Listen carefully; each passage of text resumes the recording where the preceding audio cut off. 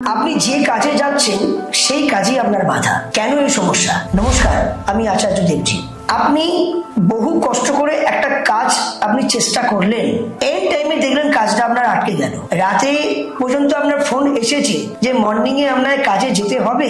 সকালবেলা স্নান করে ফ্রেশ হয়ে এমনকি খাবার খেয়েও রেডি হয়ে ঘর থেকে বেরোচ্ছেন, হঠাৎ করে ফোন চলে এলো, আজকে কাজে আসতে হবে না, আপনাকে ফোন করে ডেকে নেবো। ঠিক এইরকম সমস্যা অনেক দিক দিয়ে আসছে। কেউ লোন করেছে, লোনের অ্যাপ্লাই করেছে, এই মনে হয় শুভ খবরটা আসবে, কিন্তু হঠাৎ করে দেখা গেল সেটাও হাত থেকে বেরিয়ে গেল, লোনটা কমপ্লিট হলো না। অর্থাৎ হওয়া কাজে বাধা। আপনি বুঝতে পারছেন না যে হওয়া কাজে বাধাটা কেনই প্রবলেম। এর জন্য আপনি এই ক্রিয়া করুন। শনিবার সামান্য 10 টাকার আপনি কাজল কিনবেন। একটা প্লাস্টিকের ডিবে, ব্ল্যাক ডিবে হয়, কাজল কিনে শনিবার কিনে মাথার উপরে 7 বার ঘুরিয়ে আম গাছের গোড়ায় গর্ত খুঁড়ে পুঁতে দেবেন। আর মনে মনে বাসনা করবেন যে আজ থেকে আমার সব কাজ চালু।